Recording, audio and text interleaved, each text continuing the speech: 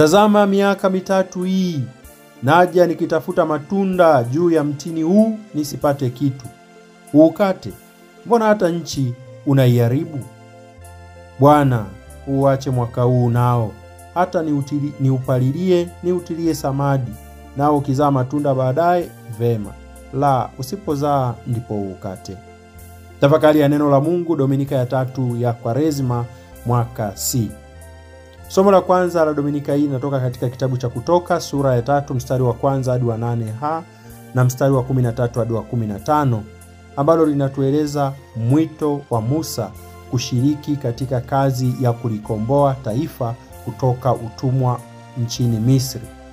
Mungu anasema ameyaona mateso ya watu wake walio Misri, amesikia kilio cha taifa lake la Israeli kwa sababu ya wasimamizi wao, ameyajua maumivu yao, ameshuka ili awaokoe na mikono ya Wamisri, awapandishe kutoka katika nchi hiyo hadi nchi njema, nchi pana ijayo maziwa na asali.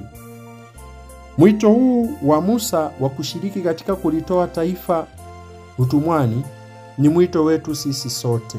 Mungu anaona hali yetu na anatuita na sisi kushiriki katika kuwatoa wengine utumwani, lakini Musa pia alikuwa wa taifa la Israeli, ni yeye pia anaalikwa kutoka katika utumwa. Utumwa wa Misri, ambao ni utumwa wa kawaida, umekuwa ukifananishwa na utumwa wa dhambi. Tujiulize, Waisraeli walifikaje nchini Misri? Waisraeli walifika Misri baada ya kuwa Yusufu, mmoja kati ya watoto wa Israeli, yani wa Yakobo, ameuzwa na ndugu zake kama mtumwa, na baadaye akawa ameishia Misri, ambako alikuja akawa kiongozi mkubwa katika nchi ya Misri. Naenda kwa ufupi. Akiwa huko, njaa ilipoikumba taifa na nchi nzima, hadi nchini kwao Kanaani wakawa na shida ya chakula, wakawa wanaenda kununua Misri.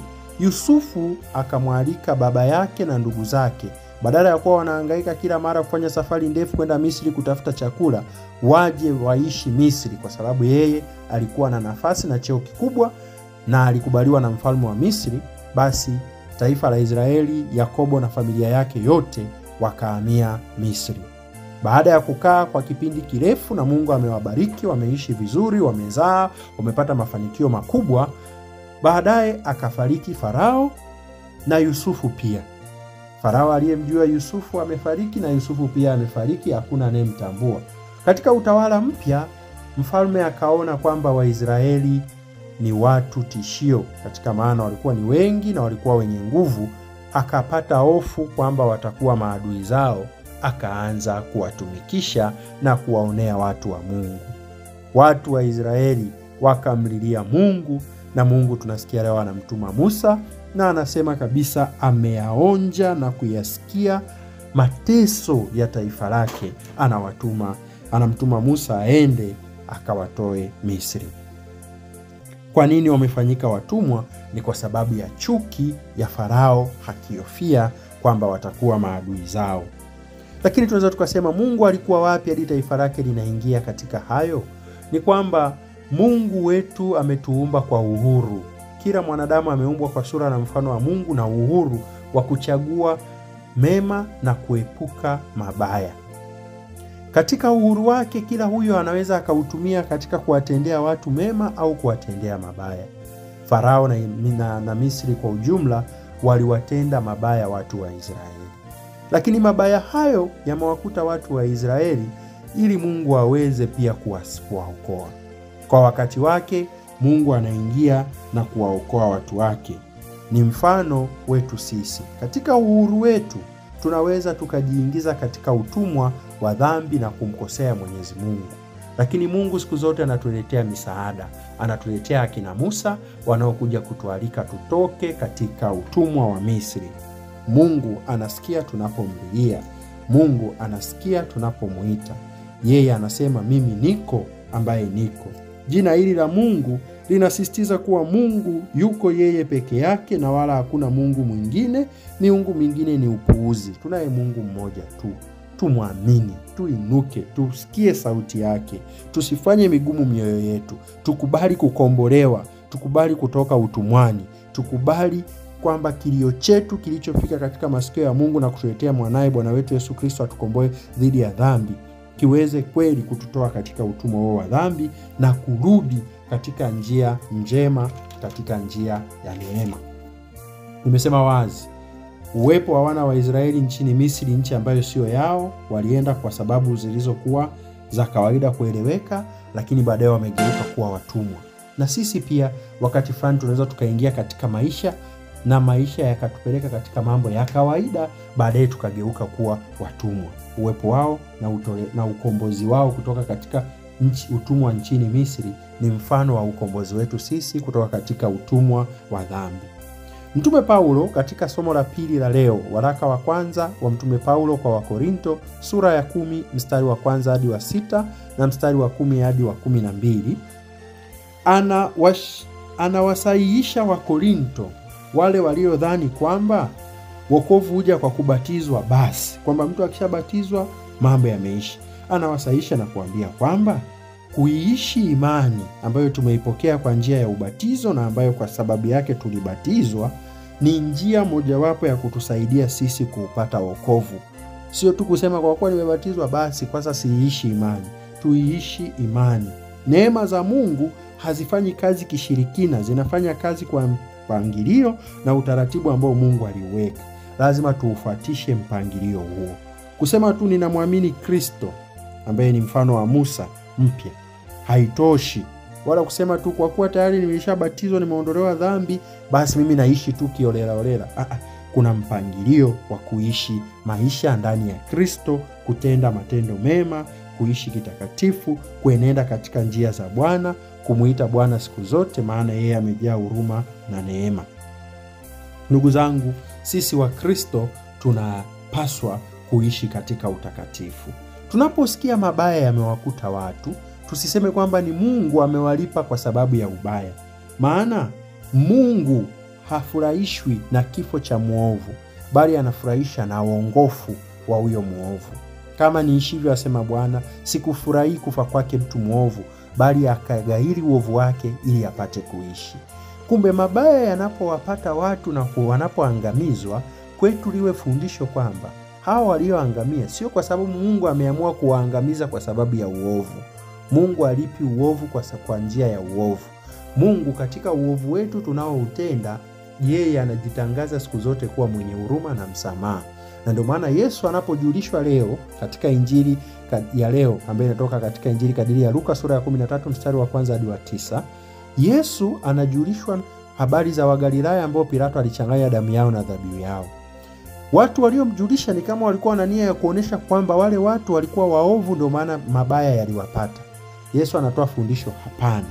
Hayo yaliyowapata yaliwapata wao kwa sababu ya uovu, sio wao kwa sababu ya uovu ambao upo duniani.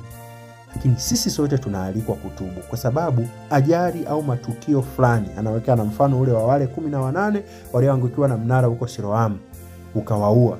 Sio kwamba walikuwa wakosaji kuliko watu wote. Wote tunaalikwa kutubu. Yesu anatupatia nafasi hiyo kwamba matukio yanapotokea yawe kwetu mfano na ishara ya kutukumbusha kujiweka karibu siku zote na Mwenyezi Mungu. Pale ambapo tutakutwa na ajali mazingira yoyote yale, sisi tuwe siku zote mikononi mwa Mwenyezi Mungu. Katika sala inayotumika kuhitimisha ibada ya mazishi, tunasali hivi: E Mungu, siku zako hazina mwisho na rehema zako hazina idadi. Utukumbushe daima kwamba maisha ya hapa duniani ni mafupi na ya kwamba hatujui tutakufa lini. Roho wako Mtakatifu atuongoze katika utakatifu na haki siku zote za maisha yetu, tufike salama katika ufalme wako kwa njia ya Kristo Bwana wetu. Amina. Tunakumbushwa maisha ya hapa duniani ni mafupi. Tutubu sio kwa sababu ya hofu ya kwamba maisha ya hapa duniani ni mafupi, bali tutubu kwa sababu tumealikwa kama Wakristo kubatizwa kwetu, kulishwa Ekaristi Takatifu, kupokea Roho Mtakatifu, kuongozwa na Mungu katika maisha ya hapa duniani. Yote hayo ni ili tuweze kuzaa matunda. Na leo somo la Injili katika sehemu ya pili inatuonyesha huruma ambayo Mungu yuko nayo kwa taifa lake. Mungu asiyependa mtu yoyote apotee bali wote wafikie toba, Rejea waraka wa pili wa Mtume Petro kwa watu wote sura ya 3 mstari wa 9. Leo anatupatia mwaliko wa sisi kutubu. Yesu anarudia sentensi hiyo kwamba hayo mabaya yaliyowakuta hao, hata ninyi msipotubu mtaangamia kama hao walivyoangamia kwa hayo mabaya yaliyowaangamiza. Lakini sio kwa sababu ya dhambi zao ndio maana waliangamizwa. Dhambi zetu sisi tunapaswa kuzitubu ili tubaki kuwa katika mikono ya Mungu. Mungu anatualika. Yeye ndiyo mwenye shamba. Yeye amempa Bwana wetu Yesu Kristo mwanae pekee ndiye mkulima wa hilo shamba. Yesu anatuombea huruma ya Mwenyezi Mungu. Yesu anashiriki, anatuita katika kanisa. Kanisa linafanya kazi ya Kristo. Ndio hiyo tunayoombewa huruma kwamba Bwana tupe nafasi, tupalilie. Ndio maana kipindi hiki Bwana wetu Yesu Kristo anatupa kipindi cha Kwaresima, cha kufunga, cha kusali, cha kujinyima, cha kujitolea, toa sadaka kwa ajili ya kutubu na uongofu wa kweli ili tuweze kuzaa matunda. La sivyo tusipozaa matunda, sasa ndio wakati wa hukumu utakapofika, basi kila mmoja ahukumiwe. Mungu atuhukumu kwa sababu tu tumekosea pap.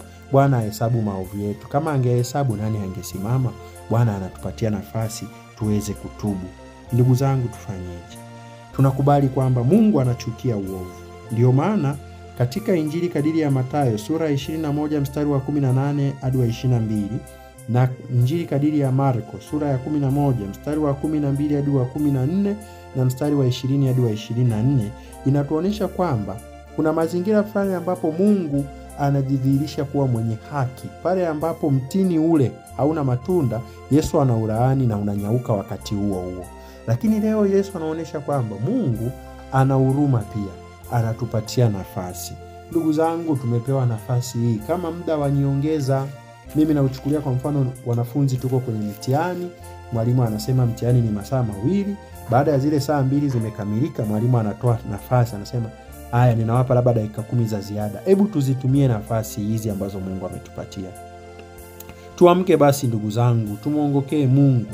Yaani turudi katika njia zake. Tumche Bwana na kuenenda katika njia zake. Tumuinulie macho yetu Mungu wetu. Tumuelekezee macho yetu Bwana daima, naye ataitoa miguu yetu katika wavu. Tumombe Bwana atuangalie na kutufadhili. Tujikubali kwamba bila yeye sisi ni wakiwa na wateswa. Bila yeye tutaangamia. Tutubu, tumlilie Mungu wetu. Hakika atasikia kilio chetu, atayaona mateso yetu, atashuka ili atuokoe. Hakika kwa sababu ya njaa tumeshuka Misri kupata chakula, tukashawishiwa tuhamie Misri, tukapokelewa vizuri na kupewa mahali na hifadhi salama. Mungu amekuwa nasi akatubariki. Ulimwengu katuonea wivu, kaanza kututumikisha, nasi tukakubali utumishi huu mgumu wenye kutudhalilisha sisi taifa la Mungu. Tumemlilia Bwana. Bwana ameshuka, ametuletea Musa, ametuletea mwanae Bwana wetu Yesu Kristo, atutoe katika mikono ya adui zetu. Musa ni mfano wa mwana wa Mungu ambaye anatualika tutubu. Ametuita ndani ya kanisa na ametuingiza kwa njia ya bahari ya Shamu, ya kuvuka bahari ya Shamu, yaani maji ya ubatizo. Anatulisha na kutunywesha kinywaji cha Roho, yaani Ekaristi Takatifu, mwili na damu yake, chakula bora cha Roho, mkate wa malaika, chakula cha wasafiri, mkate wetu watu wa Mungu. Waulao mkate huo hawapaswi kufa kama walivyokufa mababu wa taifa la Israeli. Wale walilishwa ili wasife, lakini walikufa kwa sababu walichagua kuenenda katika njia zisizo sahihi mbele ya Bwana. Hebu sisi leo tusifanye migumu mioyo yetu, tuisikilize sauti ya Bwana. Tumepewa mwaka huu, tumepewa Kwaresima hii, tumepewa Dominika hii, tumepewa saa hii. Yesu anatupalilia kwa matendo ya Kwaresima hii na kwa kututaka tufunge, tusali na kutoa sadaka. Anatutilia samadi kwa neno lake na sakramenti zake. Hebu basi tunapojidhania kuwa tumesimama, tuangalie tusianguke.